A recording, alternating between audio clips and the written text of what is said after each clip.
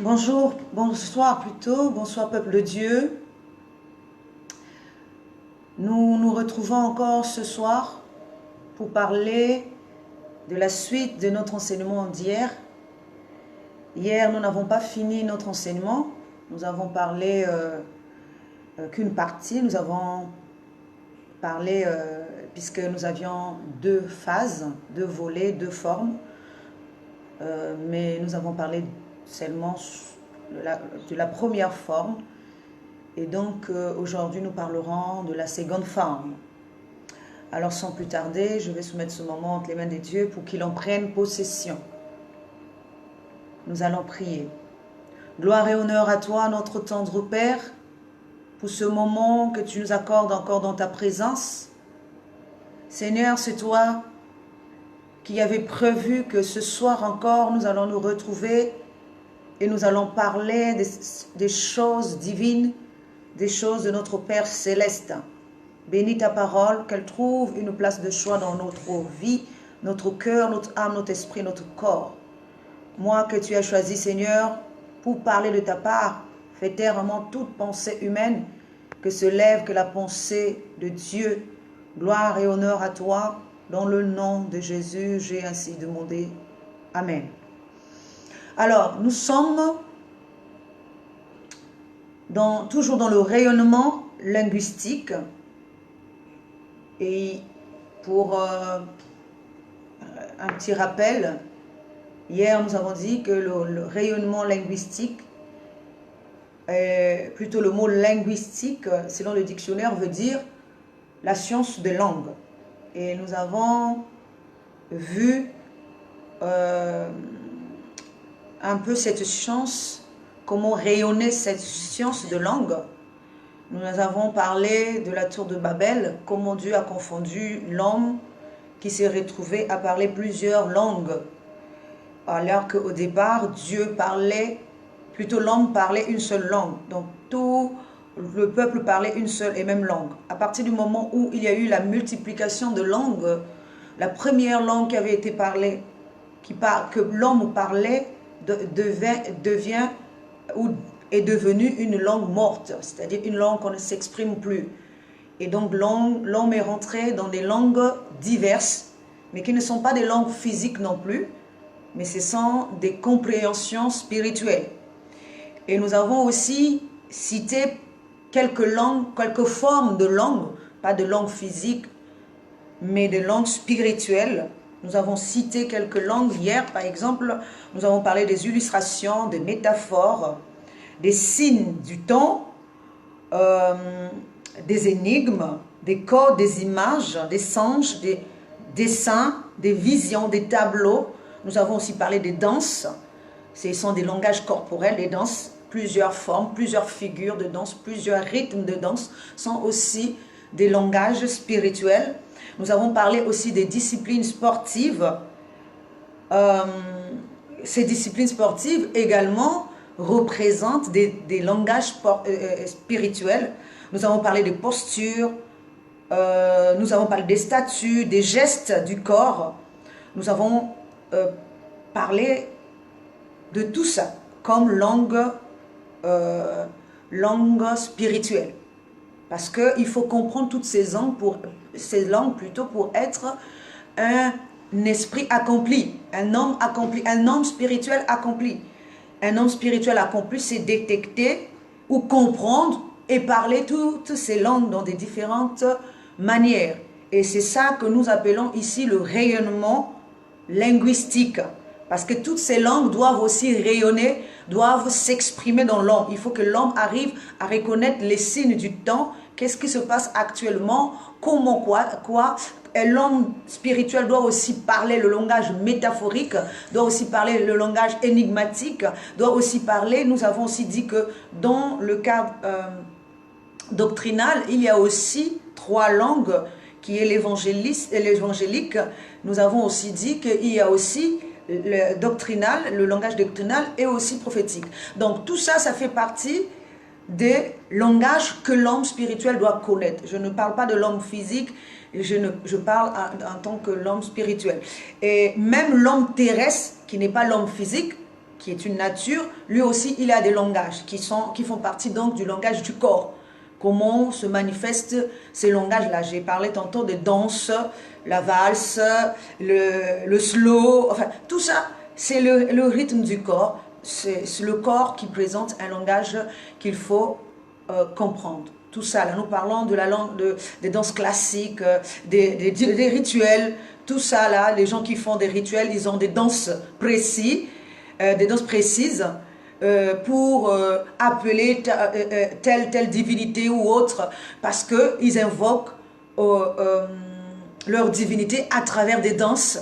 Ce sont aussi des langages corporels, des langages spirituels, terrestres et spirituels. Nous avons aussi dit qu'il y a aussi des langages poétiques. Or, dans tout ce qui est poème, il y a aussi les poèmes ou recueils selon l'homme et selon l'esprit. Nous voyons qu'il y a des gens qui écrivent des poèmes qui font partie que de l'homme ou de l'amour, des trucs de l'homme, mais il y a aussi des gens qui écrivent des poèmes, mais tout ça, ce sont des langages qui écrivent des poèmes et qui font partie des poèmes spirituels. Nous avons dit également que dans les rayonnements linguistiques, nous avons parlé un peu de Joseph, qui avait sa propre vision et qui atterrit dans l'homme, étant la divinité qui atterrit dans l'homme. Nous avons dit également qu'il avait au départ sa propre vision. Mais aujourd'hui, nous allons avoir donc un complément, la suite donc de notre message d'hier, de notre enseignement d'hier. Et aujourd'hui, nous sommes toujours dans le rayonnement linguistique selon notre thème général et nous allons parler de la langue vivante et plutôt morte. Donc dans la langue, hier nous avons vu notre sous-thème était la langue vivante et aujourd'hui ça va être la langue morte. Et pour ce qui est de la langue morte, nous allons le voir parce que hier on avait commencé le passage de la femme adultère dans le livre de Jean 8 du 3e verset au 11e verset. Nous nous sommes posé plein de questions qui sont restées sans réponse, mais qu'aujourd'hui nous allons devoir répondre à toutes les questions que nous nous sommes posées hier. Pour cela, nous allons lire donc dans le livre de Jean au chapitre 8, à partir du 3e verset jusqu'au 11e verset. Nous le lisons au nom de notre Seigneur Jésus-Christ. Alors les scribes et les pharisiens amenèrent une femme surprise en adultère. Et la plaçant au milieu du peuple, ils dirent à Jésus, « Maître, cette femme a été surprise en flagrant délit d'adultère. Moïse, dans la loi, nous a ordonné de lapider de telles femmes. Toi donc, que dis-tu » Il disait cela pour l'éprouver, afin de pouvoir l'accuser. Mais Jésus, s'étant baissé, écrivait avec le doigt sur la terre. Comme il continuait à l'interroger, il se releva et leur dit, « Que celui de vous qui est sans péché jette la première pierre, le premier la prière contre elle. » Et s'étant de nouveau baissé, il écrivait sur la terre.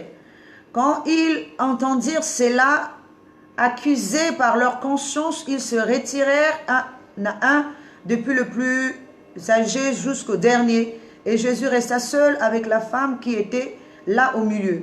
Alors s'étant relevé et ne voyant plus que la femme, Jésus lui dit, « Femme, où sont ceux qui t'accusaient?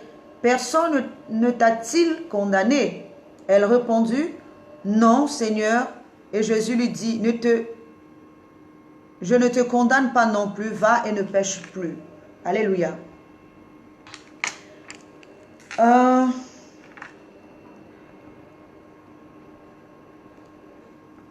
Nous allons nous poser encore les mêmes questions que nous nous sommes posées hier. La première question avait été, c'est les mêmes questions que nous allons nous poser. La première question avait été, avec qui a-t-elle trompé son mari? Avec qui a-t-elle trompé son mari? La deuxième question, enfin, qui était réellement son amant? La deuxième question était, où était son mari? Parce que quand les scribes et les pharisiens emmènent la femme est toute seule. Il n'y a pas son mari et il n'y a pas non plus d'amant. Mais la femme est toute seule. Donc la question que nous nous sommes posée, pourquoi son mari n'était-il pas là? Qu'est-ce qui prouve son adultère? Parce que là, nous sommes en train de nous poser des questions pour que, si l'adultère y a, qu'est-ce qui prouve son adultère? Et nous avons dit aussi que représentent donc les accusateurs qui accusent la femme, Jésus qui était en train d'écrire sur la terre. Que écrivait-il? Et pourquoi? Que représente la terre? Et dans quelle langue Jésus écrivait-il? Et c'est quoi la pierre que Jésus demandait aux accusateurs de présenter à la femme? Ou encore devant Jésus? Ou encore devant le peuple? Nous voyons qu'il y a 3 dimensions, non, plutôt 4 dimensions. Il y a les accusateurs, il y a le peuple, hein, et il y a aussi la femme, et il y a aussi Jésus. Donc, 4 dimensions que nous allons devoir nous expliquer. Alléluia. Alors, donc nous voyons que, en temps normal, pour prouver l'adultère d'une personne, on emmène l'amant pour prouver l'adultère. Pour dire effectivement, voici cette femme a commis l'adultère avec X. Surtout qu'il s'agissait de faire référence à une loi laissée par Moïse. Donc, il fallait qu'on prouve l'adultère de cette femme-là. Or, dans ce cas-là, on n'emmène que la femme. Et il faut aussi qu'on prouve que la femme était mariée. Si réellement il y a eu adultère, c'est qu'il faut qu'on prouve que la femme était mariée. Elle est mariée, son mari est là, et ensuite son amant est ici là. Pour aller demander, parce que ici, Jésus représente une nouvelle loi. Parce que les scribes et les pharisiens sont en train de représenter l'ancienne loi. Puisqu'ils disent ils sont en train de dire que Moïse nous a prescrit. Eux, ce sont ceux qui sont en train de perpétuer la loi de Moïse. Ceux qui sont assis dans la loi de Moïse. Ils sont en train de perpétuer. Voyant que Jésus incarnait une nouvelle loi, ils ont emmené la femme pour pouvoir lui poser la question à Jésus qui incarne donc cette nouvelle loi. Que dis-tu? Donc, qu'est-ce que cette loi va dire par rapport à la loi de Moïse qui disait déjà ceci? Donc, nous sommes là confrontés entre une première loi et une seconde loi. Mais où est donc passé l'amant? Où est donc passé l'époux? Pour que nous puissions présenter, si réellement c'était dans le sens physique où on devait confronter les deux lois, la première loi et la seconde loi, on devait aussi emmener l'époux et l'amant pour présenter, voici la femme est mariée à X et elle a trompé son mari avec Y. Mais dans notre cas ici, on n'emmène que la femme. Celle-ci a été trouvée en flagrant délit d'adultère. Pourquoi? Nous allons comprendre maintenant qu'est-ce que cela veut dire. Les accusateurs représentent, comme je l'ai dit tantôt, la première loi, donc Moïse, avec laquelle cette femme-là, que représente-t-elle aussi? Elle aussi, elle représente la conscience de l'homme. Cette femme-là, autrefois, épouse de la première loi, de la première compréhension, du premier enseignement l'enseignement de l'homme, la nature de l'homme, la divinité de l'homme, autrefois, elle, conscience, épousant cette compréhension. Lorsqu'elle va entendre la nouvelle compréhension, une nouvelle loi, la loi de l'amour, la loi de l'unité, la lumière, la compréhension céleste, au lieu de la compréhension terrestre, elle va se tourner vers cette compréhension. C'est à ce moment-là qu'elle devient adultère. Elle devient adultère dans la loi de Moïse, parce qu'elle a déjà épousé, puisque elle, étant épouse de cette loi, ne devait pas quitter cette loi, ne devait pas se rétracter, ne devait pas renier cette nature. Elle devait être condamnée à demeurer dans le terrestre, dans la mort, puisque nous savons également que la loi de Moïse, ou la compréhension, ou le ministère de Moïse, c'est le ministère de la mort. Ce qui faisait que cette femme-là, autrefois, épouse de cette loi, cette compréhension qui est la compréhension de la lettre, devait demeurer éternellement dans cette loi et dans cette compréhension. Elle devait également être une femme voilée, dans l'incompréhension, dans l'aveuglement, dans la surdité, et donc dans l'étourdissement.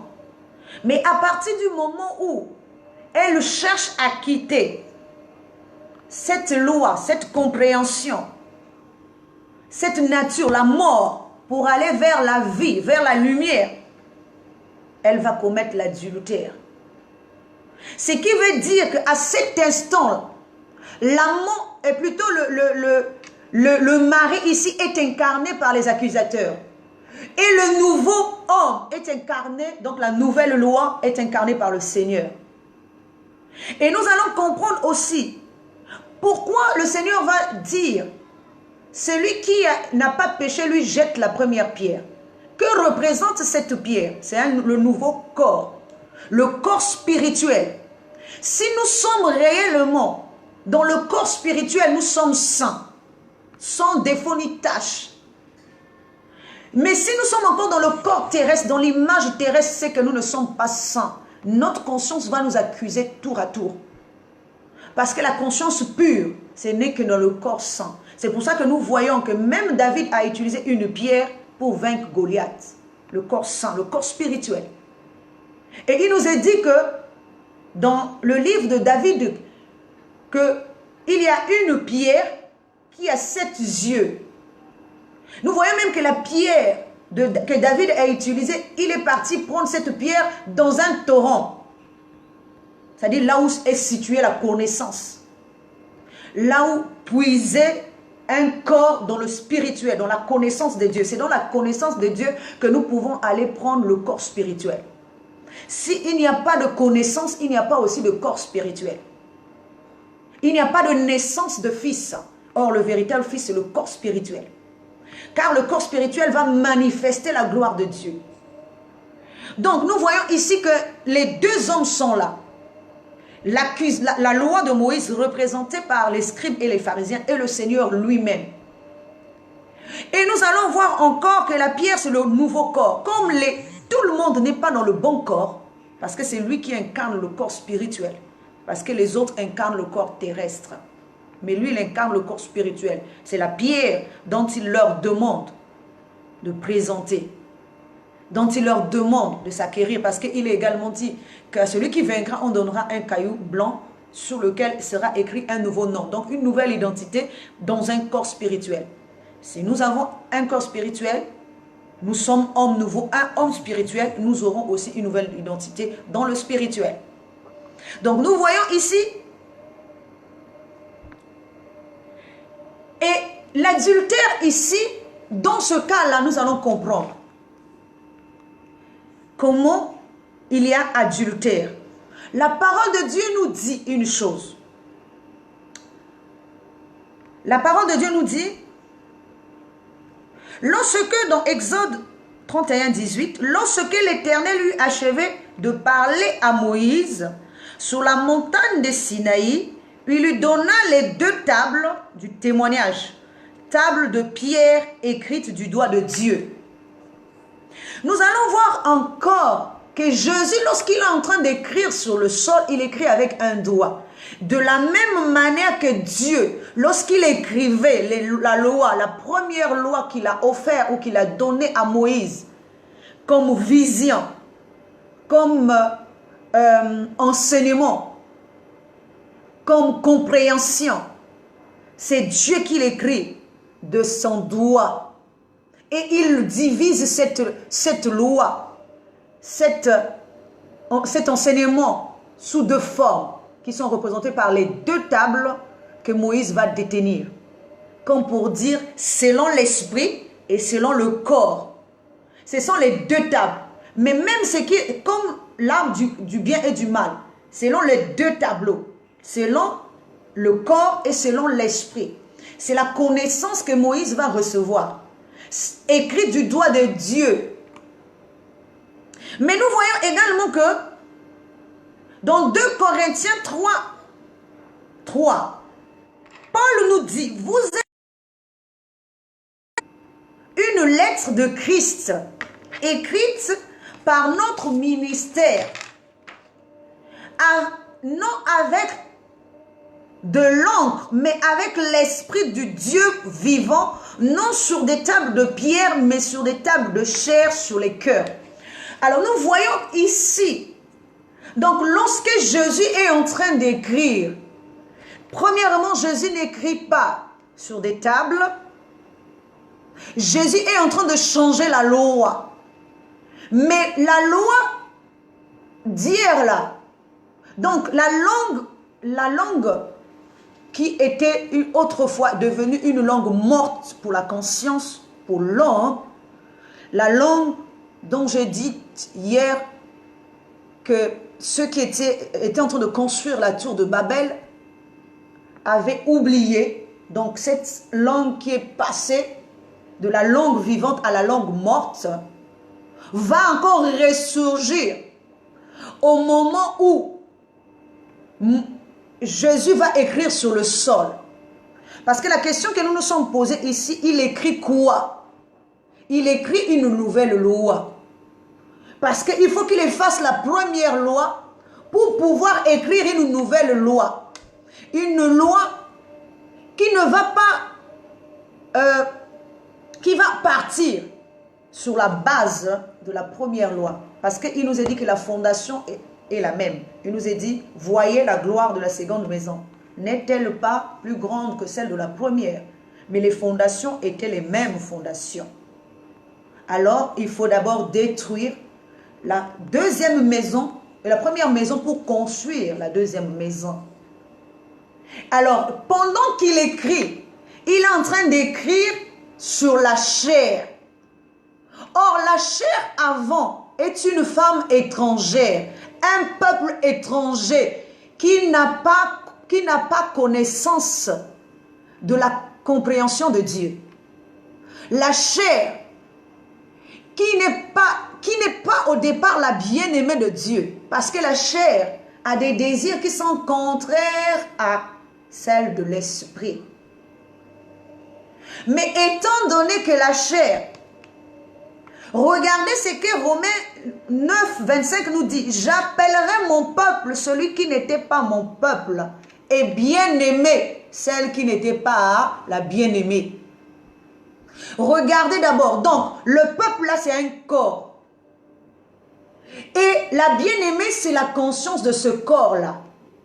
La partie qui était terrestre, qui n'entendait rien, qui ne comprenait rien, qui n'était pas dans les promesses. C'est une terre promise, une terre où il y aura comment je vais dire ça, une déportation, une terre où l'homme quittera son père et sa mère, viendra s'installer dans cette terre-là, une terre promise, Canaan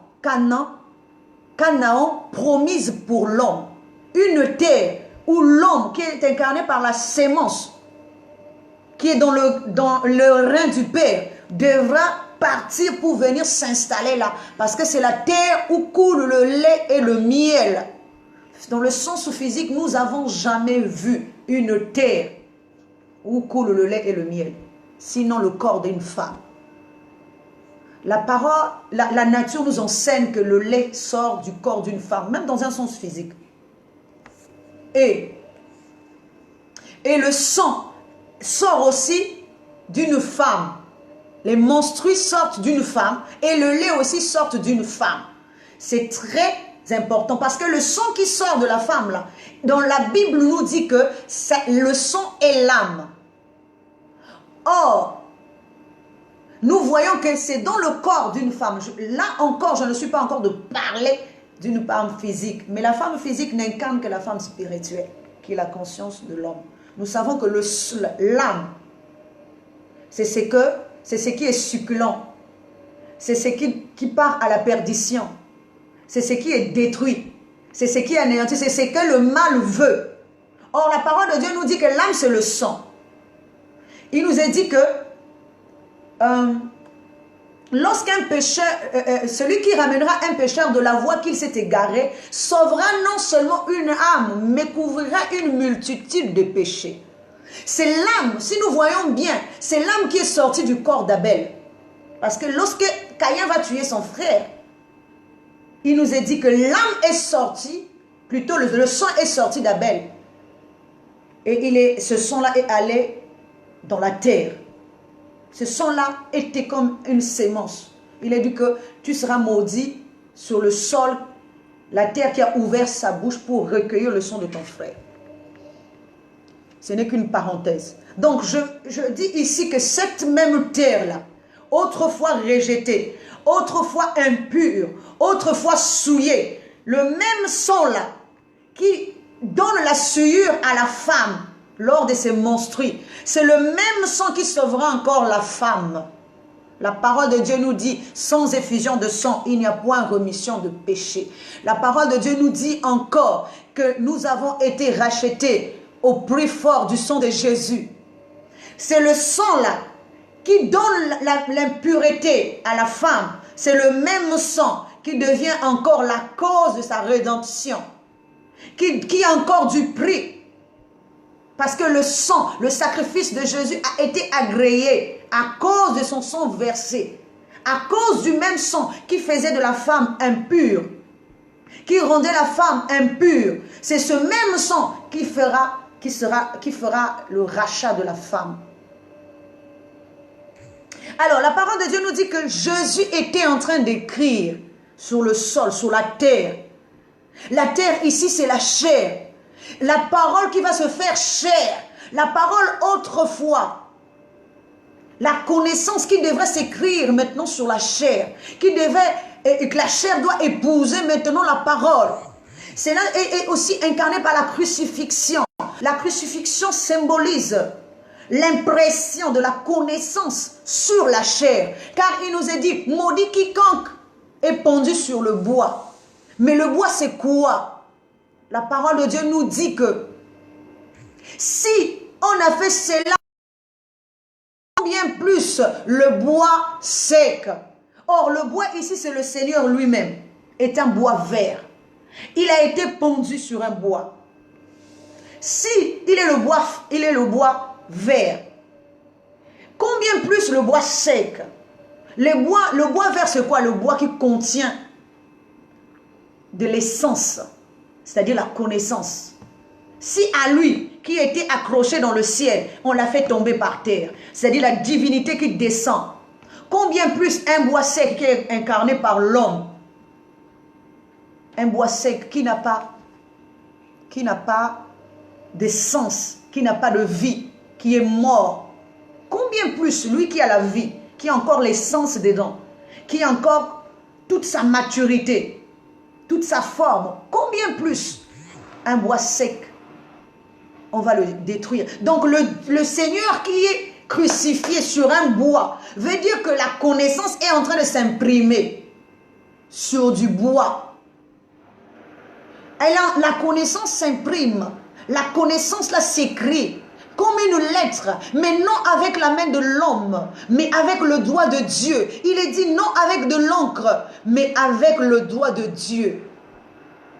Le doigt ici devient l'écriture que Dieu est en train d'écrire sur le sol, sur la terre, sur la conscience de l'homme, afin que l'homme ne regarde plus les choses extérieures, mais commence à regarder les choses intérieures. Une langue, autrefois, que la femme parlait, que la conscience parlait, la conscience s'exprimait.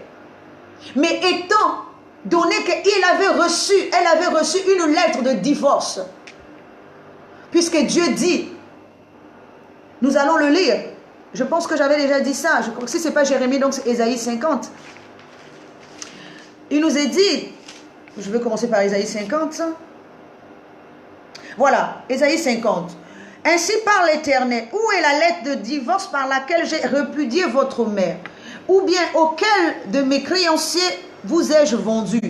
Voici, c'est à cause de vos iniquités que vous avez été vendus. C'est à cause de vos péchés que votre mère a été répudiée. Donc, ce qui symbolise là, Dieu pose d'abord une première question. Où est la lettre de divorce?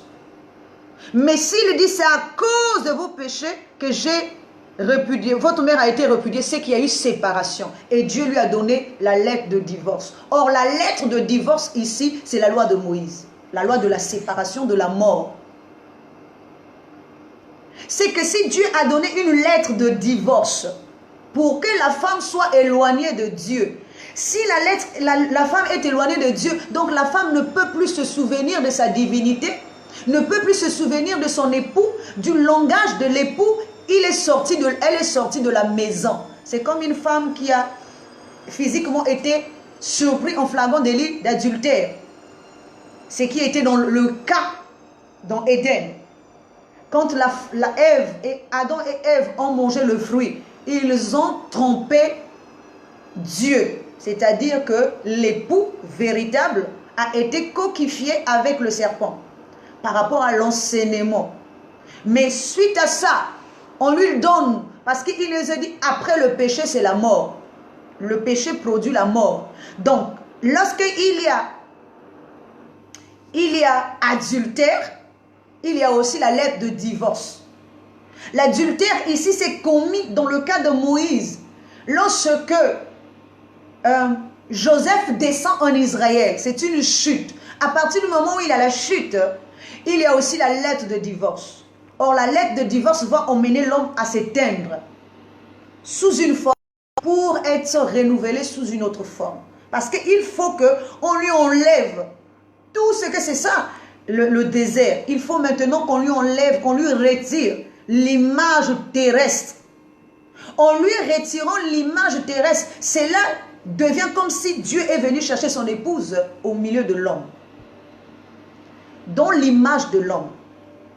Et c'est ça la lettre de divorce que Dieu a donnée à son épouse, qui est la conscience, c'est-à-dire la divinité qui donne à la conscience une lettre afin que la conscience ne se souvienne plus de sa propre nature divine, parce qu'au départ, elle est l'épouse de Dieu, qui aujourd'hui ne comprend pas les choses divines, qui aujourd'hui ne parle plus le langage divin, et qui se contente de parler le langage terrestre de l'homme terrestre.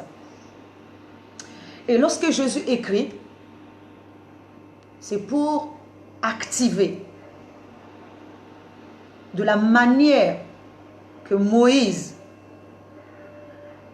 la connaissance de Moïse a été activée par Dieu. Donc, c'est-à-dire lui, incarnant le Fils, va vers le Père. Il détient une vision, mais il est incapable d'interpréter cette vision. C'est de cette même manière que Moïse va vers le Père, afin que le Père lui active la vision, c'est-à-dire la vision représentée par le serpent, que Dieu va lui dire de jeter le bâton, la verge qui incarne le serpent. La verge, je l'ai dit hier, pour ceux qui m'ont suivi, représente l'enseignement terrestre, qu'il faut donner un corps. De cette même manière, on a jeté le bâton par terre, afin que la terre donne un corps. C'est-à-dire, tous ceux qui vont entendre cet enseignement vont devenir fils de cet enseignement. De cette même manière que quand Pierre va couper l'oreille du soldat, l'oreille va tomber sur la terre. C'est de cette même manière que la terre donnera aussi un enfant, plutôt un corps au nouveau enseignement pour que l'oreille puisse entendre la voix de Dieu. C'est elle avait oublié, puisqu'elle était devenue adultère, puisqu'elle était devenue une terre lointaine, une terre éloignée. Elle n'était plus dans les bonnes grâces de l'époux. Il faut qu'on lui redonne un corps spirituel afin que lorsqu'on va remettre l'oreille sur le soldat, que le soldat maintenant entende. Donc l'homme entende maintenant avec la voix de Dieu, l'enseignement céleste, qui était une langue morte pour le soldat, mais qui va devenir une langue vivante à partir du moment où on va lui remettre l'oreille. Nous voyons que Joseph également effectue la même chose. Lorsqu'il reçoit la vision, il est incapable il reçoit cette vision sous deux formes. La vision céleste d'abord, il le reçoit sous deux formes. La forme corps et la forme esprit également. Lui aussi, il le voit sous forme de germes qui se prosternent devant lui. Et il voit également sous les formes des étoiles qui viennent aussi se prosterner devant lui. Or, en temps normal, un soleil, une lune, ce sont des connaissances supérieures aux étoiles.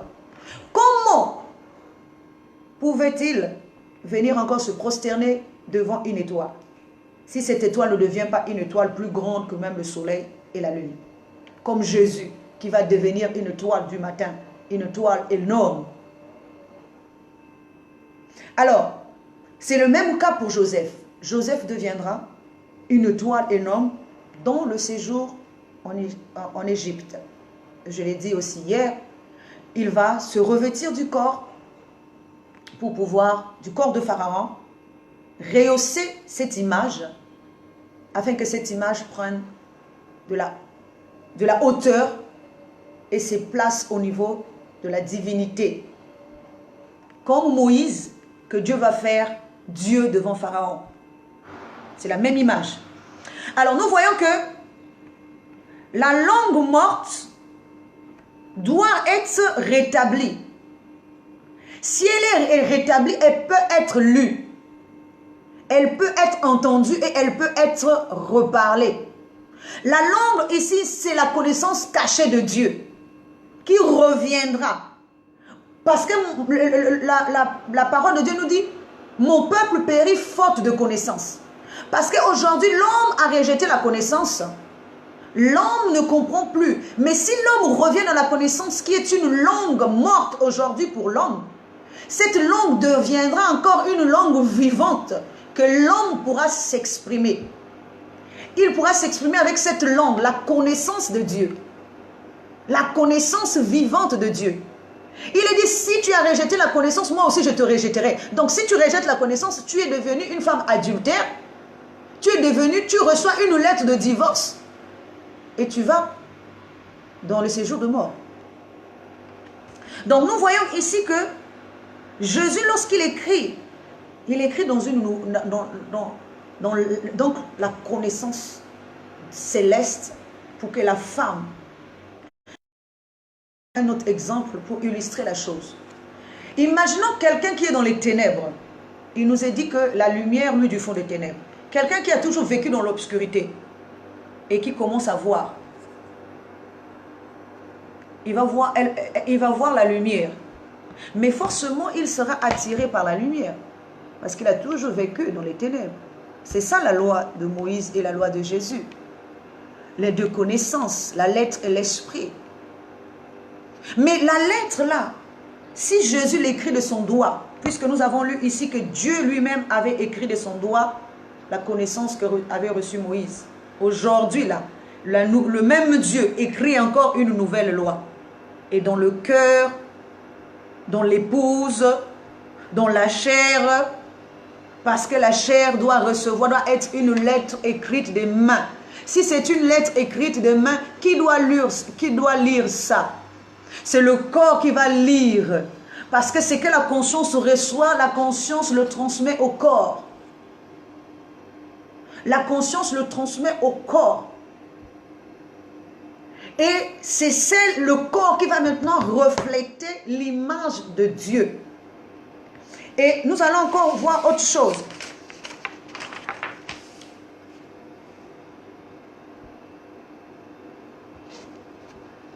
Nous allons encore voir autre chose pour comprendre toujours les Écritures. La parole de Dieu nous dit dans Daniel 5, 5 et 25, que pendant que le fils de Nebuchadnezzar était en train de festoyer, il utilisait les ustensiles de Dieu, ce qu'on avait pris dans la maison de Dieu. Or, la maison de Dieu ici, c'est l'homme. Le temple de Dieu, c'est l'homme. Tous les ustensiles dont on parle ici, on ne parle pas des ustensiles physiques, mais on parle de tous les membres du corps de l'homme qui sont utilisés aujourd'hui pour l'image de l'homme. Il est en train de fêter. Il est en train de... le Fils ici, c'est la manifestation du Père. Alors, ici, le Fils n'est pas un Fils physique. Hein. Ici, le Fils, c'est la manifestation. Comme Jésus dit, celui qui m'a vu a vu le Père. Un Fils est la manifestation du Père. Le Père est le fond et le Fils est la forme. Mais la forme est le corps qui reflète authentiquement le Père. Parce qu'il prend du Père pour le refléter. Donc, si Nebuchadnezzar n'existe plus, c'est que son fils reflète ce que lui, il incarne. L'homme dans la maison de Dieu. Non, l'homme qui a pris les ustensiles. L'homme qui a pris les ustensiles de Dieu. Et qui l'utilise à ses fins personnelles. C'est comme qui dirait l'image de l'homme qui est en train d'utiliser l'homme. La nature terrestre utilise l'homme à ses fins personnelles. Pour qu'on lui construise des pyramides, pour qu'il continue à demeurer. Mais ce qu'on oublie, c'est que l'homme n'appartient pas à l'homme terrestre. L'homme appartient au Dieu vivant, c'est son temple. Il a été construit pour qu'il puisse honorer Dieu, refléter Dieu, l'image de Dieu. Parce qu'il est dit, faisons l'homme à notre ressemblance et notre image. Donc l'homme au départ reflétait l'image de Dieu. Il était un Dieu. Il parlait le langage d'un Dieu, dans la compréhension d'un Dieu. Faisons l'homme à notre image et à notre ressemblance. Mais l'homme aujourd'hui porte l'image terrestre. Il est utilisé par l'image terrestre comme un ustensile. Il l'utilise à son gré, comme il veut. Mais il est dit qu'à un moment donné, Dieu, les doigts vont sortir de nulle part pour venir écrire des mots, des phrases. Nous allons même lire ça. Daniel 5. Et nous allons prendre juste 2 versets. Incroyable mais vrai. 2 doigts sortent de nulle part pour venir écrire un texte. Ce texte-là, là nous sommes en train de parler des langues mortes. Daniel 5. Il nous est dit, en ce moment, apparut les doigts d'une main d'homme, et ils écrivirent en face du chandelier sur la chaux de la muraille du palais royal. Le roi vit cette extrémité de main qui écrivait. Étant surpris, il ne comprend pas l'écriture.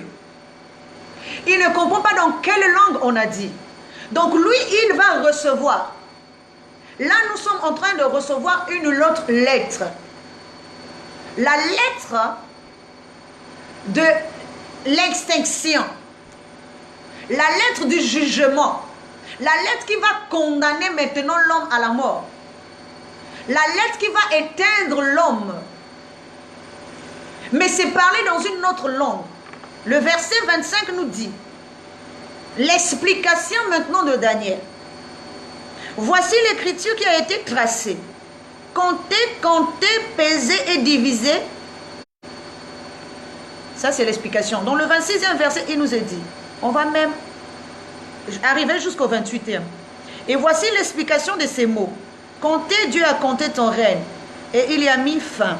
Peser, tu as été pesé dans la balance et tu as été trouvé léger. Diviser, ton royaume sera divisé et donné aux Médès et aux Perses. Nous voyons ici que ce que le roi va voir, c'est un langage différent de ce qu'il connaissait. Il appelait tous les astrologues pour pouvoir parler toutes les langues spirituelles possibles. Personne ne connaissait cette langue. Personne n'entendait cette langue. Personne ne pouvait expliquer cette langue. Parce que c'était une langue morte pour l'homme. L'homme était rentré dans une dimension multilingue, mais dans la compréhension de l'homme, il avait oublié la langue céleste, la langue de Dieu lui-même, la langue écrite et parlée, la langue qui était devenue autrefois une langue morte, une langue que l'homme ne comprend pas. C'est pour ça qu'on va chercher Daniel. Quand Daniel arrive, Daniel va expliquer les mots pour dire maintenant à l'homme qui ne comprend pas que son temps, cette langue-là, c'était la langue des signes, les signes du temps. Ce n'est pas n'importe quelle langue, c'est la langue des signes du temps. Cette langue est en train de s'exprimer aujourd'hui où nous sommes, en train de présenter à l'homme que son règne est fini, que son temps, qu'on l'a pesé, on a trouvé qu'il était léger et que son royaume sera divisé et donné à quelqu'un d'autre ou à d'autres personnes. Parce que lui-même ne régnera toujours, il ne régnera toujours pas. Les signes du temps sont le langage spirituel que Dieu emploie pour notre temps actuel, pour l'homme actuel, pour l'homme qui est en train de passer, pour la nature de l'homme qui doit finir. Parce que nous arrivons à rentrer, nous allons arriver à rentrer dans l'homme nouveau, l'homme spirituel.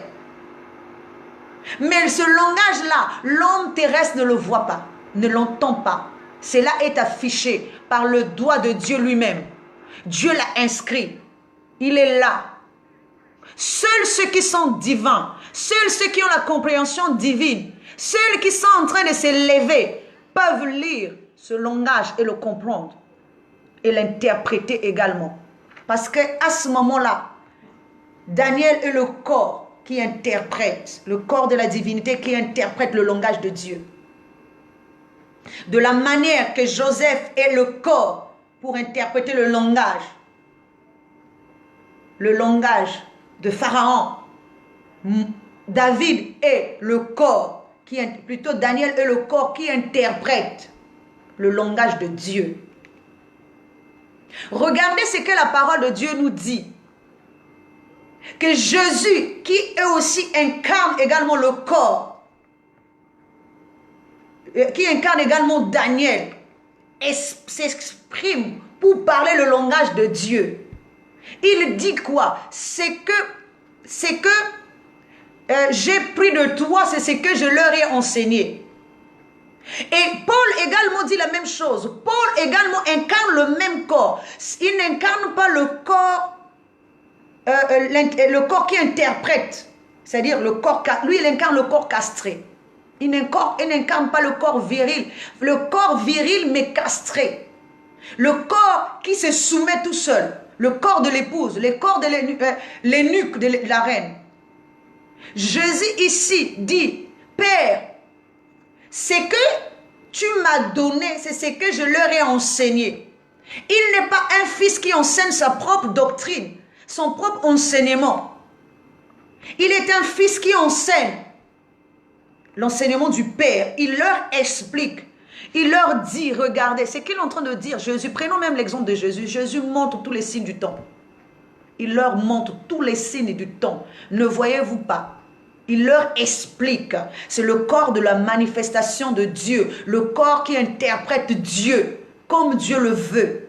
Parce que le premier corps, le premier homme n'interprétait pas Dieu comme il le voulait. Il travaillait à ses fins personnelles. Il séduisait l'épouse. Il est celui qui est monté sur la couche du père. Celui qui a vu la nudité de la femme du père. De la conscience qui devait épouser Dieu. Lui, il est un fils, mais qui monte sur la couche de son père.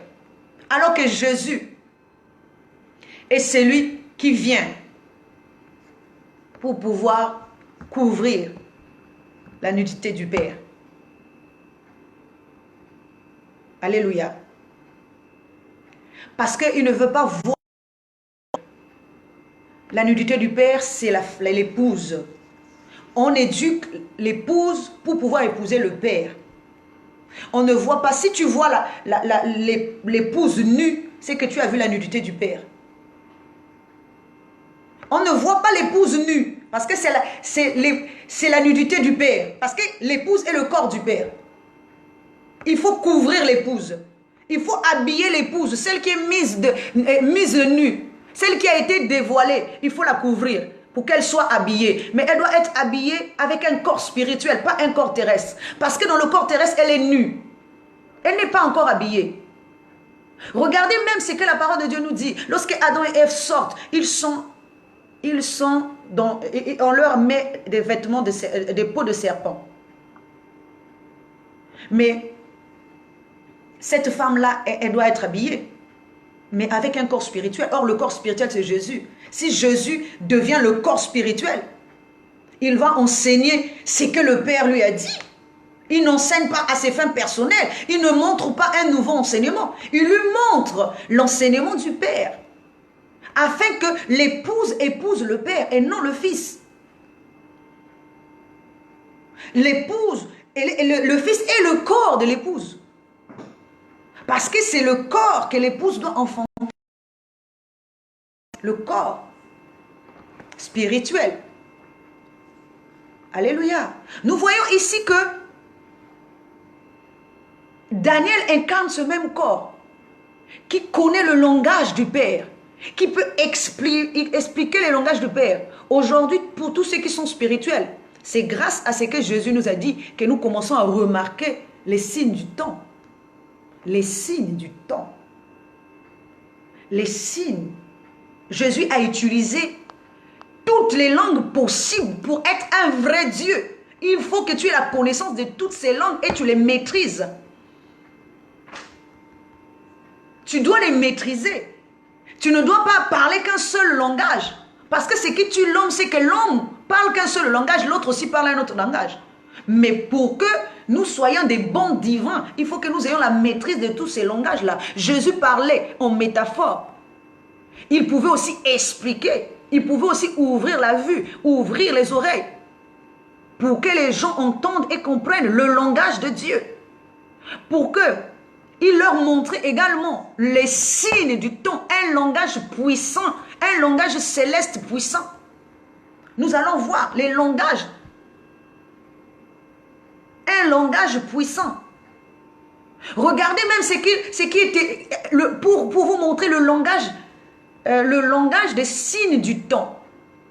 Il nous est dit dans Ésaïe 7, 14. C'est pourquoi le Seigneur lui-même vous donnera un signe. Voici la jeune fille deviendra enceinte, elle enfantera un fils et elle lui donnera le nom d'Emmanuel. Un signe puissant, un langage puissant qu'il faut décortiquer. Comment on décortique une femme? Un signe. Parce que pour nous, nous sommes en train de voir ce signe-là comme l'ombre des choses à venir. C'est-à-dire ce qui nous est écrit dans l'avenir. Non, ce n'est pas ça.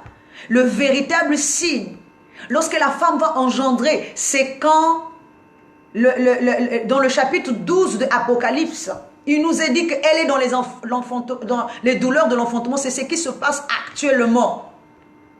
La femme est dans les douleurs de l'enfantement. Il nous est dit également que la création attend avec un désir ardent la révélation des fils de Dieu.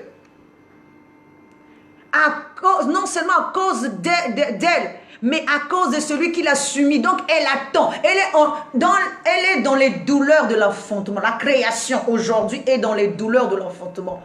Ce n'est pas l'histoire de Marie qui enfante Jésus. Sinon, les choses se seraient déjà changées. C'est quand nous a expliqué l'année que l'ombre de choses à venir. Il faut que la création enfante.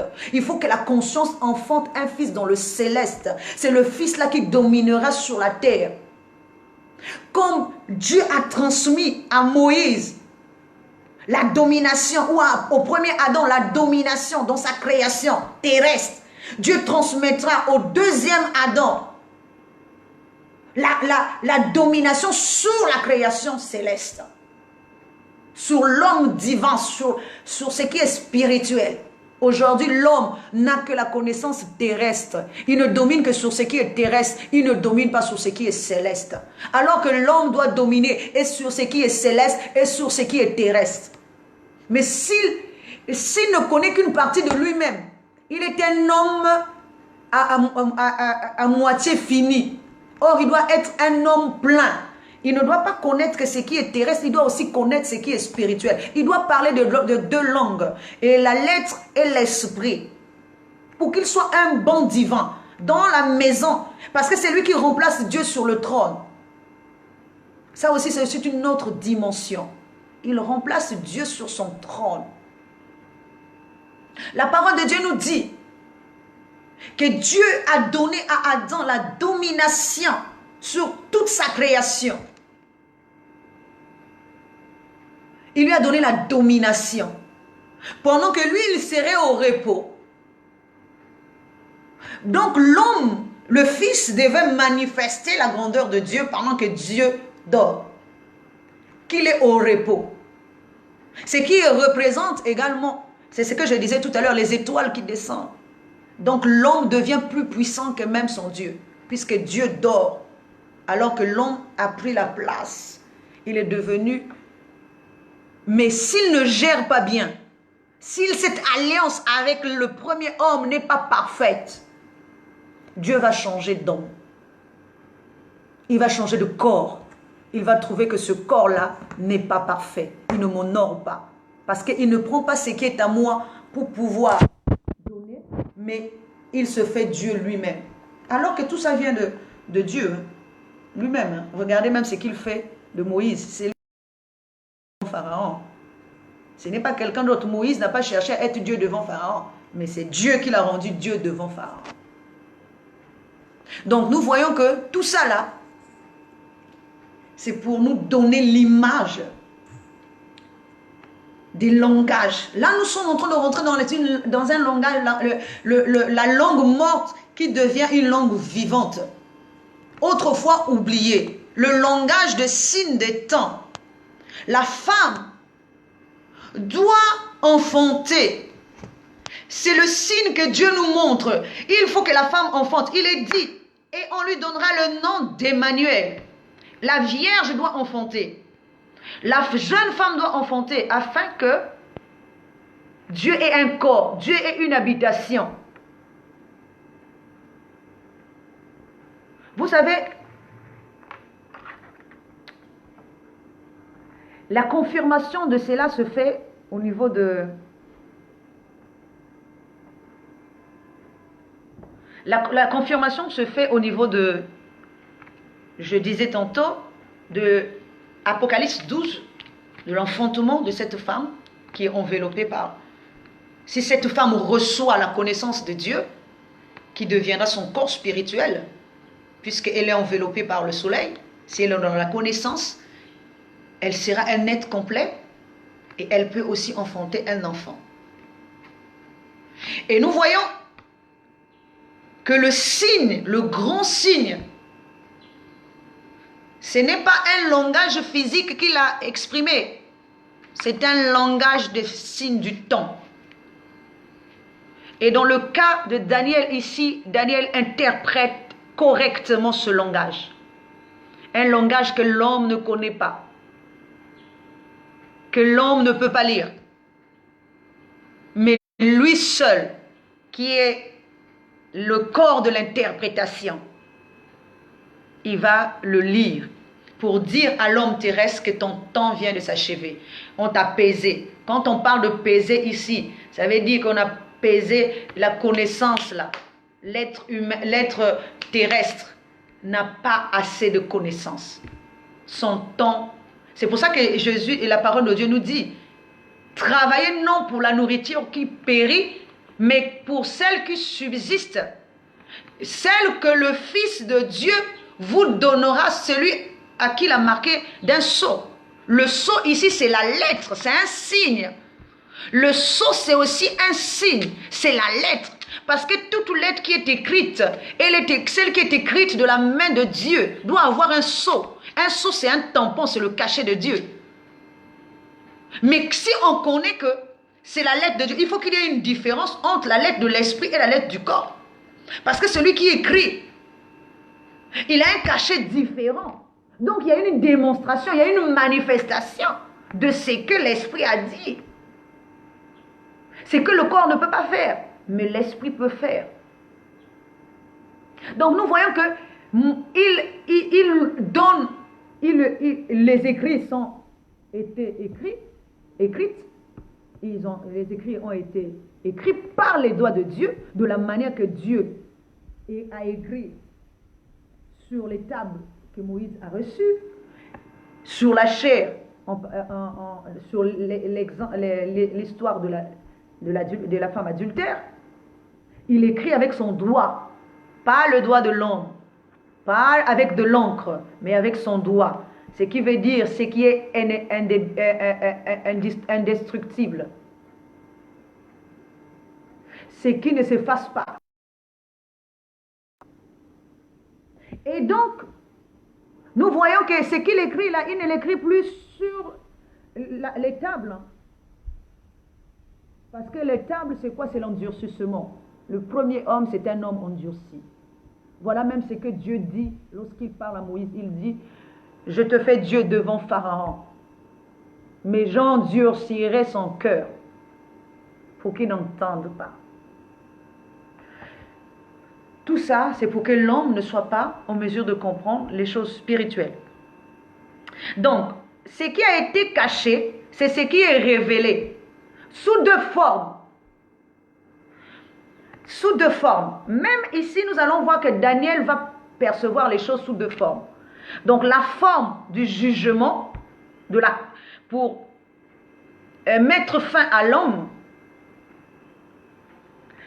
et la première forme, c'est dans Daniel 2, de 1 à 5, de 19 à 23. C'est aussi un langage. Parce que l'homme est le roi. Au départ, il règne sur le monde. Comme Adam qui règne sur le monde, à la place de Dieu. Parce que lui-même, Dieu est un roi. Si Dieu n'est plus là, donc c'est le Fils qui règne, le corps qui est représenté par l'homme qui règne. Donc l'homme est roi sous son trône.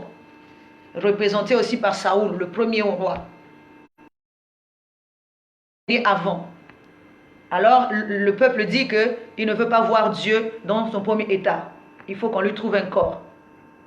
Alors il faut un corps. Donc le corps ici, Adam, représenté par Saoul, le premier roi d'Israël, qui ne sait pas gérer la création de Dieu, qui ne se fait pas obéir par la création de Dieu parce qu'il n'est pas un bon divin. Un bon divin reflète l'image de Dieu afin que la création se soumette à lui. C'est pour ça que la création aujourd'hui attend avec un désir ardent la révélation. Donc le vrai Fils de Dieu, celui qui reflète l'image de Dieu pour qu'elle puisse se soumettre et qu'elle enfante un Fils dans les derniers temps, le corps spirituel que l'humanité entière revêtira. C'est là le revêtement de Christ. Parce qu'aujourd'hui, nous ne sommes pas encore dans Christ. Seule la création, donc la femme, dont le signe est déjà affiché. Les temps sont là, où elle est en train de crier dans les douleurs de l'enfantement. Parce qu'elle va enfanter un fils, le corps spirituel que l'humanité doit porter. Et donc, nous voyons que Nebuchadnezzar a eu une vision, mais qu'il ne connaît pas. C'est fort, hein? Joseph avait une vision, Pharaon avait une vision qu'il connaissait, mais il ne savait pas interpréter. Mais dans le cas ici de notre roi, il a une vision. Le roi céleste. Donc là, nous sommes en train de parler maintenant de l'homme spirituel. L'homme spirituel a une vision. Donc nous avons parlé de l'homme terrestre qui avait une vision, donc la partie visible, qui connaissait. Mais lui, il ne sait pas interpréter. Il a fallu l'aide de son père, l'aide d'un Dieu, l'aide d'une divinité pour pouvoir l'activer. Mais là, nous sommes dans le cadre d'un homme spirituel. L'homme spirituel que nous sommes, qui a une vision. Mais l'homme spirituel là ne connaît même pas sa vision. Il a eu un songe. Il s'est réveillé, il ne se souvient pas de son songe. S'il ne se souvient pas de ce songe-là, il ne peut pas aussi l'interpréter. Il ne peut pas aussi parler ce langage-là parce qu'il ne se souvient pas de ce langage. Mais il sait qu'il a un langage. Il sait qu'il a une vision. Mais quelle est sa vision? Parce qu'au départ, il est l'homme spirituel. Il sait. Dans l'Éden, il avait la vision de Dieu. Avant la chute de la tour de Babel, il y avait un langage que l'homme spirituel parlait. Avant qu'il ne devienne l'homme terrestre. Il parlait un langage. Mais ce langage-là est passé où? L'homme spirituel est conscient. C'est comme nous. Nous avons l'impression de connaître quelque chose. Nous avons l'impression que nous avons vu quelque chose. Mais nous n'arrivons pas à saisir ce que nous avons comme l'impression de connaître là. Nous avons l'impression de connaître quelque chose. L'homme aujourd'hui a l'impression, même moi des fois ça m'arrive, j'ai l'impression de connaître. Mais je n'arrive pas à percevoir ce que je connais là. C'est la vision de l'homme spirituel qui est enfoui en nous, qui est à l'intérieur de nous. Parce que la connaissance n'est pas à l'extérieur. La connaissance est un puits qui est à l'intérieur de nous. Prenons l'exemple de Joseph. Pourquoi Joseph a été jeté dans une citerne? Or, une citerne, c'est là où on place de l'eau. Parce que Joseph incarnait l'eau lui-même. Ici, il est jeté parce qu'il a dit que la citerne là où il avait été jeté, c'était une citerne qui n'avait pas d'eau. C'est-à-dire un corps qui n'avait pas d'eau. Il fallait que lui devienne la source de ce corps-là. Et quand on le prend de là, c'est la même explication. Le fait de le prendre et de le jeter. L'eau, c'est lui l'eau qui doit remplir la citerne. C'est comme la connaissance doit remplir un corps. Il nous est dit que la connaissance de Dieu couvrira la terre comme le fond d'une mer. La connaissance de Dieu couvrira. Donc, la connaissance de Dieu, c'est comme une eau qui descend pour couvrir la surface de la terre. La terre ici étant une citerne. La terre ici étant un puits. Mais s'il n'a pas d'eau, ce puits-là, il ne vaut rien parce que personne ne viendra prendre de l'eau, puiser de l'eau là. C'est pour ça que Jacob est d'abord un puits. Même la Samaritaine, lorsqu'elle va puiser dans le puits de Jacob, c'est-à-dire dans la connaissance de Jacob, la connaissance terrestre, avant de devenir une connaissance, avant de rencontrer l'homme céleste. Et elle allait d'abord au puits. Mais si ce puits-là n'a pas d'eau, l'homme ne peut pas aussi se altérer. Déjà ce puits-là, l'eau qu'elle donne n'est pas une eau vive. Donc une eau éternelle. Un langage spirituel éternel. Combien plus s'il n'y a pas d'eau? Donc, nous voyons que c'est la même explication. Joseph est jeté dans un puits, dans une citerne qui n'a pas d'eau, parce qu'il incarne l'eau. Comme Jésus incarne l'eau vive, il faut que Jésus également soit jeté dans un corps. Et la citerne ici, c'est la Samaritaine qui vient puiser de l'eau dans le puits de Jacob. C'est une citerne, elle-même est un puits. C'est pour ça qu'elle a une cruche. Parce qu'elle est là où on doit verser l'eau. Et Jésus qui est une eau, a besoin d'un puits où il doit être. Mais les frères de Joseph, sachant qu'il est une source, donc c'est la première source, donc celle qui descend, mais Jésus est la source qui monte. Donc, il faut que Jésus également soit jeté dans un corps. Et la citerne ici, c'est la Samaritaine qui vient puiser de l'eau dans le puits de Jacob. C'est une citerne, c'est la Samaritaine qui vient puiser de l'eau dans le puits de Jacob. C'est pour ça qu'elle a une cruche. Parce qu'elle est là où on doit verser l'eau. Et Jésus qui est une eau, a besoin d'un puits où il doit être. Mais les frères de Joseph, sachant qu'il est une source, donc c'est la première source, donc celle qui descend. Mais Jésus est la source qui monte. Pourquoi la source qui monte? Parce que jusqu'à présent, il n'y a personne qui est monté dans le ciel. La parole est claire. La parole de Dieu nous dit que nul n'est monté au ciel sinon celui qui est descendu. Or, pour monter au ciel, il faut que celui qui est descendu puisse trouver un corps spirituel pour remonter dans le ciel. Sinon, il est encore en bas. Pour remonter dans le ciel, il faut qu'il ait trouvé un corps spirituel, l'homme que nous sommes. Nous sommes le corps de Dieu, le temple de Dieu. Il faut que nous soyons un corps spécifique, approprié, parlant le langage de Dieu, portons l'image de Dieu, afin que Dieu remonte dans le ciel. Parce que, pourtant, la même parole nous dit que Enoch a été enlevé par Dieu, donc il est monté au ciel. La même parole de Dieu nous dit encore que Élie avait été enlevé et il est monté au ciel. Mais en réalité, il n'est jamais monté au ciel, puisque la parole de Dieu nous dit qu'il s'était encore incarné en Jean-Baptiste. Ce n'est pas un seul spirituel dont il est parti. Donc, ça veut dire qu'il est monté à un niveau. Et le niveau où il est monté, c'est le niveau de l'homme terrestre, c'est-à-dire la divinité terrestre. C'est le sommet. C'est la cime de l'homme. C'est la plus haute, comme on dit, dignité de l'homme. La hauteur de l'homme. La hauteur égale. Donc c'est comme si on se dit qu'il est devenu égal à un Dieu.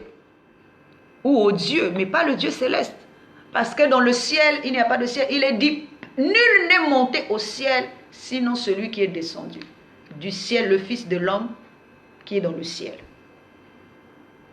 Pour qu'il remonte dans le ciel, il faut qu'il soit dans un corps spirituel. Donc en même temps, il est tombé et en même temps, il est relevé. Donc il y a deux mouvements là. Le mouvement de la chute et le mouvement de relèvement. Donc de la mort et de la résurrection. Pour qu'il soit relevé ou ressuscité dans le mort, il faut qu'il soit dans le bon corps. Tout ça, ce sont des langages qu'il faut expliquer. Comment on dit que Élie est monté? En réalité, Élie n'est jamais monté.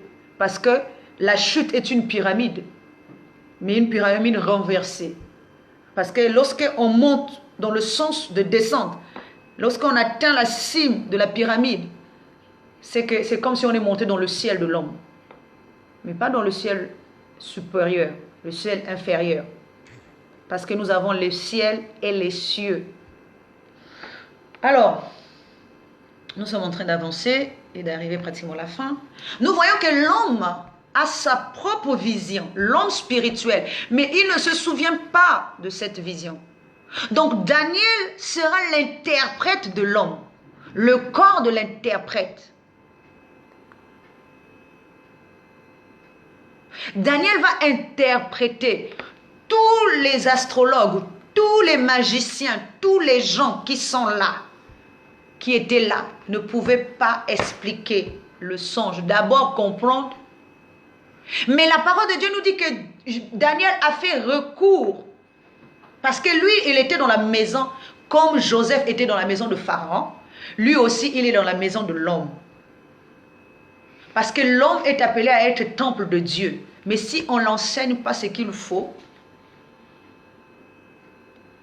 pour qu'il rejette maintenant ce qui est mal, il n'y aura pas de changement. Donc nous voyons ici, on est en train maintenant d'éduquer l'homme spirituel, afin qu'il comprenne sa propre vision, pour qu'il soit rétabli. Parce qu'il nous a dit que Nebuchadnezzar, suite à ça, il est parti en forêt, il est resté 7 ans, il avait perdu même tout son esprit, après il est encore rétabli. Ce qui veut dire quoi?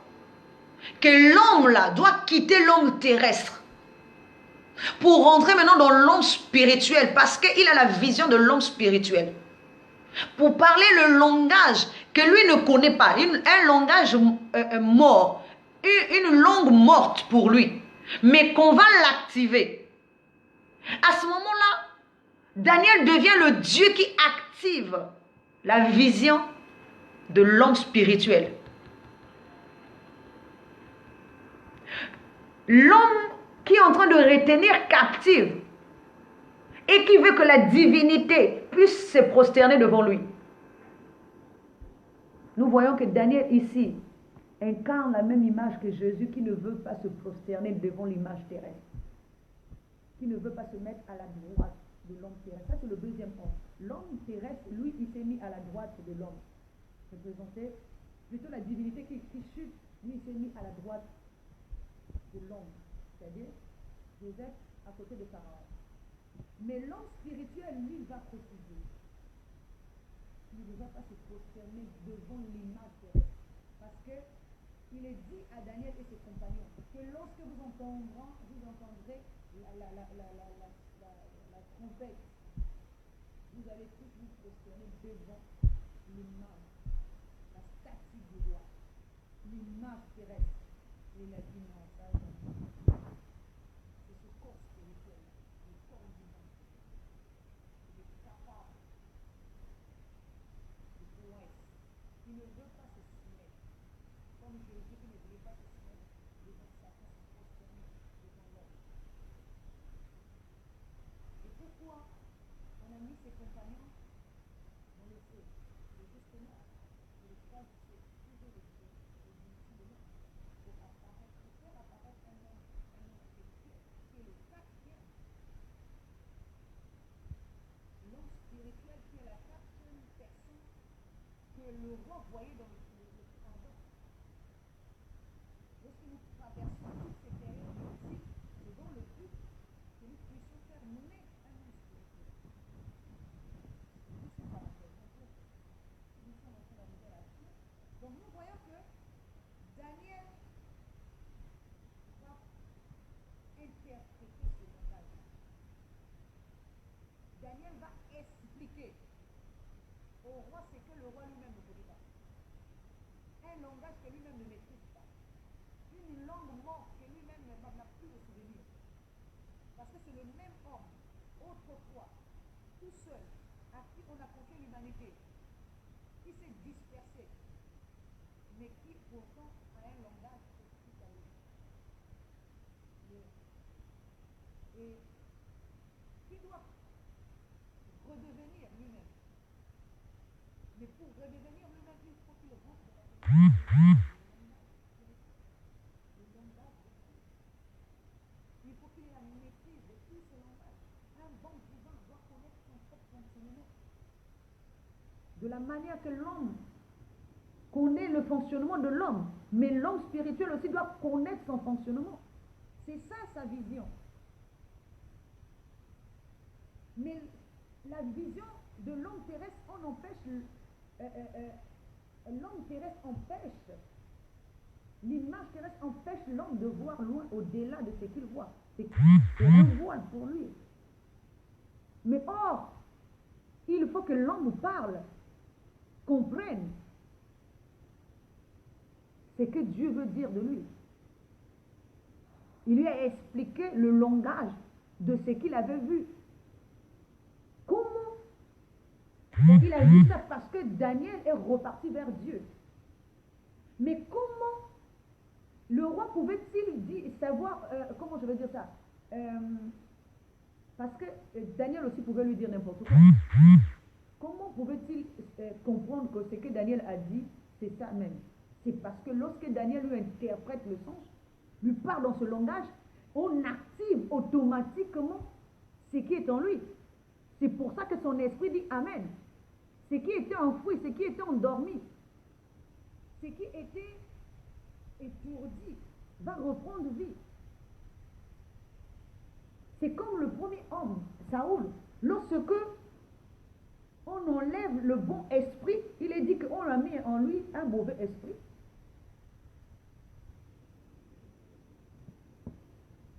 On a mis en lui un mauvais esprit pour qu'il soit étourdi. Et pour le calmer, il a fallu que David puisse jouer de la flûte pour lui. Nous voyons que c'est la même chose. L'homme là est parti d'abord pour... Il est devenu comme... le roi est devenu comme un fou. Afin encore d'être rétabli. Il faut qu'il ait... Pendant ce temps-là, il devient comme un fou. Dans la forêt, il ne sait pas, il ne reconnaît pas, il n'a plus de langage, il n'a plus rien. Mais cela lui a été déjà expliqué par Daniel. Parce que Daniel incarne la divinité en l'homme qui peut lui expliquer, qui est enfoui, qui était endormi, qui connaît ce langage, qui connaît cette langue et qui peut la faire ressurgir. C'est comme en chacun de nous, nous avons la chose de Dieu, la divinité est en nous. Et nous sommes le temple de Dieu, mais pourquoi cette divinité ne s'exprime pas? Parce qu'elle est endormie. Pour qu'elle s'exprime, il faut qu'elle soit réveillée. Mais il faut qu'elle soit dans le bon corps, le corps spirituel que notre conscience va faire naître. Pour que le Dieu endormi qui est dans la chute aujourd'hui se relève, vienne habiter dans ce corps afin qu'il remonte vers le ciel, son habitation, donc vers l'esprit. Et qu'il y ait une manifestation. Parce que l'homme a une destinée. L'homme est appelé à hériter le royaume de Dieu. L'homme est appelé à comprendre. Parce que le testament, oui, on nous dit qu'il faut prouver la mort du testateur si nous sommes héritiers. Mais il faut que tu prouves la mort du testateur. Parce que si tu es héritier, donc fils de Dieu, il faut que tu prouves d'abord que Dieu est mort. Comment vas-tu prouver? Dans quel langage vas-tu le prouver? Dieu parle un autre langage. Il faut que tu arrives à comprendre. Déjà ici, nous voyons bien même ce livre-là, il nous est dit l'Ancien et Nouveau Testament. Donc il y a deux testaments qui sont légués. Pour les deux hommes, le corps et l'esprit. Il faut les comprendre. Pour que tu présentes, que tu prouves que Dieu est mort. Vive le roi est mort, vive le roi. Parce que c'est lui le testateur. C'est lui que tu dois prouver. Donc quel langage vas-tu prouver? Si tu ne parles pas le langage de Dieu, tu n'es pas fils de Dieu. Tu es fils de l'homme. Si tu n'interprètes pas Dieu correctement, tu n'es pas fils de Dieu. Tu es le fils d'un homme. Celui qui interprète Dieu, celui qui manifeste Dieu, c'est celui qui est fils dans la maison de Dieu. C'est le corps qui est fils. Donc nous voyons que Daniel va sortir une langue que l'homme lui-même ne connaissait pas. Une langue autrefois morte, mais qui va devenir une langue vivante. Afin que l'homme s'exprime dans ce langage-là. Regardons toujours dans les signes du temps. Il nous est dit que Jean a vu, c'est Jean qui a eu la vision de Apocalypse. Ça veut dire que Jean est rentré dans la vision de Dieu. Pour avoir la vision complète de la divinité. C'est que Moïse ne voulait pas faire montrer aux enfants d'Israël. Jean, le corps spirituel, l'a vu et l'a montré. Parce que si nous voyons toujours Jean, c'est celui à qui Jésus a dit à sa mère, femme, voici ton fils, fils, voici ta mère. Donc la conscience qui avait trouvé un corps. Et ensuite, Jean voit la vision de Dieu, la vision de l'avenir. Comment se feront les choses? Comment se feront les choses? Il voit également une Jérusalem céleste qui descend d'en haut. Il voit la ville sainte, il voit l'époux, l'agneau. Il voit comment sera construite cette ville. Il voit les choses à venir. Et c'est ces choses à venir qu'il donne. Qu'il explique. Les choses que l'homme ne connaissait pas lui-même.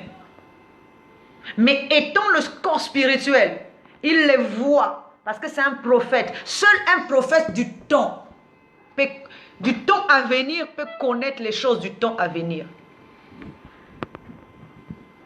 Le prophète, c'est celui qui voit les choses de Dieu et les explique à l'homme. Or, ce n'est pas tous les prophètes qui ont expliqué l'avenir à l'homme.